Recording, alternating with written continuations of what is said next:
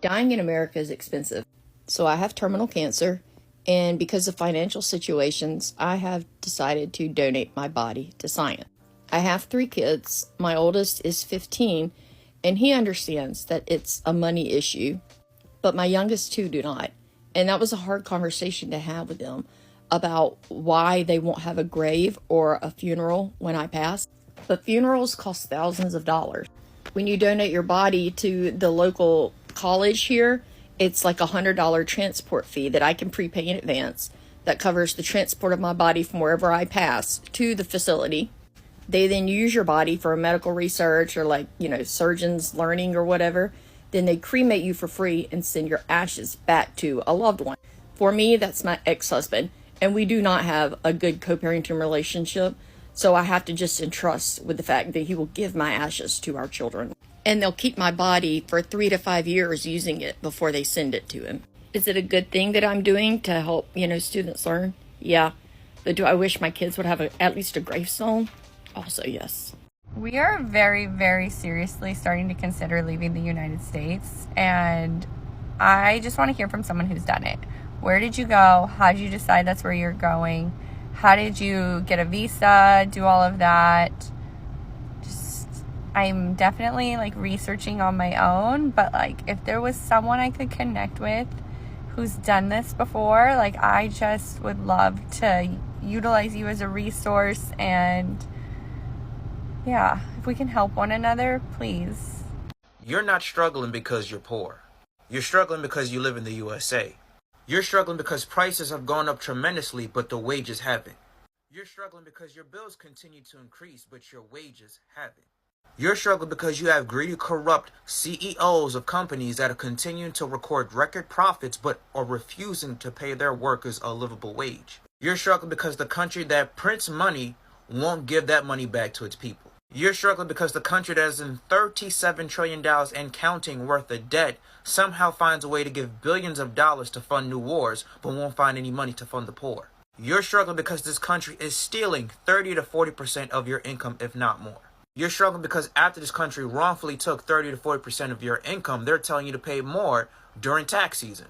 You're struggling because homes that used to cost $150,000 to $200,000 10 to 15 years ago are now costing $400,000 if not $500,000. You're struggling because those starter homes that used to be seen as affordable are now being bought by large corporations. You're struggling because rent was under $1,000 10 to 15 years ago is now costing almost $3,000 for a one bedroom.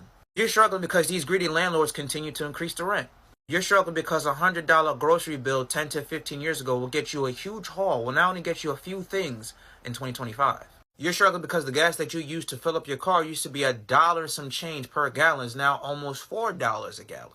You're struggling because the cost of having a good time and living life has gone up tremendously. An airplane ticket used to be $200 round trip is now $400 one way. It used to cost under $1,000 to enjoy a vacation. Now it's costing almost $3,000 to $4,000 depending on where you go. You're struggling because you're forced to get a second job just to make ends meet as things continue to skyrocket. You're struggling because the American dream is no longer the American dream. It's the American nightmare. Welcome to America, where even dying comes with a price tag. You'd think if there was one thing this country could let you do for free, it would be leave. But no. There's a woman with terminal cancer saying she has to donate her body to science just to avoid her family drowning in funeral costs. Imagine that. You don't get peace in life, and now you can't afford peace in death either.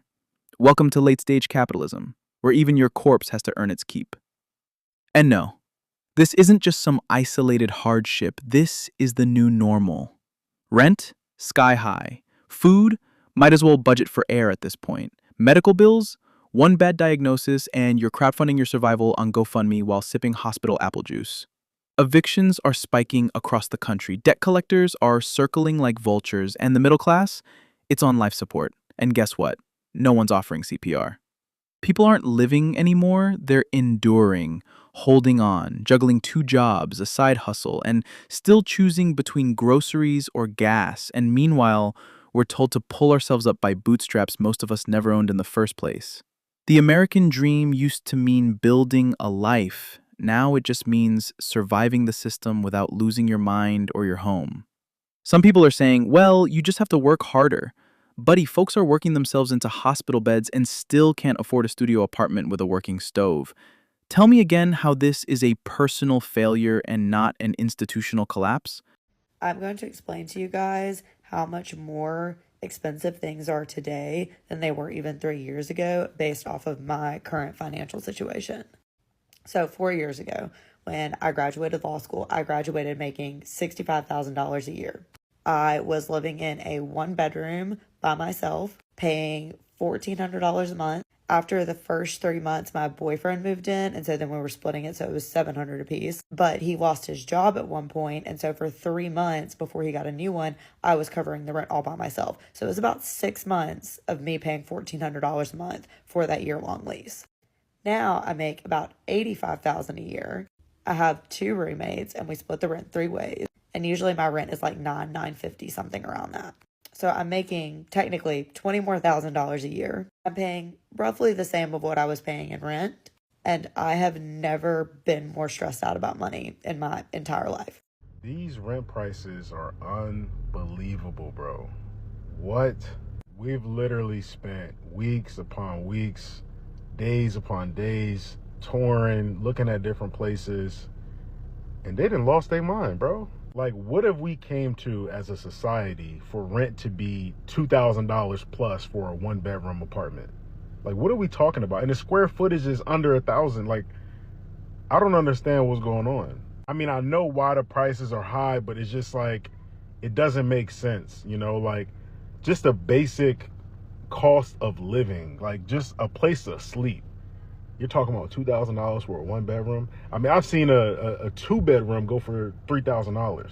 We got to figure something out as a country, as a whole, as a unit, whatever, bro. Like, this doesn't make sense. And they wonder why people are not having kids right now, bro. Like, it's expensive to just feed yourself. It's expensive to just breathe and just to be alive. It's very expensive, bro. But dang, I ain't never seen no prices this high. Like, before COVID, I mean, you can get a 2 bedroom for, you know, a good price, you know, way more affordable than what it is now. So I'm interested to see how things are going to, you know, develop as this new administration get in office. Yo, what in the actual fuck is going on out here in Cali, man? Last year, my rent was $925. I just opened up this letter, and it says your new rent amount is $2,300 starting on the 1st. No upgrades, no renovations. They didn't even add a fucking washer and a dryer. This is crazy, man. I mean, is everybody else dealing with this? Or am I the only one getting screwed here? I don't know if y'all saw that article where it talked about over 70,000 evictions have been filed in Atlanta, Georgia from this year, January, up until like now. And it just, one, made me grateful that I'm here surviving, but 2, it also made me realize like a lot of people are struggling behind closed doors, and it's just rough for everybody. Everybody's penny pinching, everybody's, you know, denying themselves certain luxuries. Like, it's really, really hard out here, and who knows when it's gonna get better. I was talking to my friend, and I was like asking her what she thought about it because she did leasing, and she was saying like there really does need to be some rental control here in Atlanta just alone, where it's just like a 1 bedroom, 600 square feet, it's costing like $1,900, and people are being forced to pay it, and your safety is being questioned because it's just like, if I do take the whatever is the cheaper apartments now, which the cheaper apartments, shit, they ain't too cheaper priced than the luxury apartments. So it just made me realize like, damn, like we're really living in some harsh times, and it sucks to be an adult around this time because it's like, damn, like you can't do anything out here. You can't find a car, can't find a decent job, you can't pay your wages. It's just like, it's always something. So it's hard to stay positive when people are going through rough times like this, because I'm like, damn, if it's 72,000 evictions that's been happening since the beginning of this year, where are people gonna go? Atlanta is only about this big, so where are people going to relocate to? You know, your credit is fucked up. Like, it's so sad, and maybe because of the weather, and I heard that, like, I'm just feeling very darkish and grayish today, even though I want to be in a happy mood, but it just made me realize like I'm very thankful that I'm able to afford my lifestyle and everything that comes with it. I can't think of anything that I would want to get rid of to save me some money. And it's like, okay, if I get rid of my Netflix subscription, I'm saving what, $12 a month? It just wouldn't make any sense. So I don't know. I want to really say a quick prayer for like those people that are going through those rough times and being evicted, and people lack empathy. Everybody thinks like, oh yeah, people just weren't paying their rent and buying Nike shoes. Everybody's situation wasn't like that. When you're in the hole, you'd be surprised how quickly you can become 1 month, 2 months, 3 months behind. Then you have credit cards, student loan debt. Like, it's so much. Now student loans are about to resume. Like, it's like, what do you want people to do? And so now people are choosing like, okay, car note or my rent. I need some place to stay. Like, it's really, really, really sad. I don't know. I think people are saying like, oh, well, because of Biden and what Biden has done. And again, I don't know. I feel we're just going to leave that topic for another day, but something has to be done. And I think people are so against government assistance, but at times like this, it's really needed.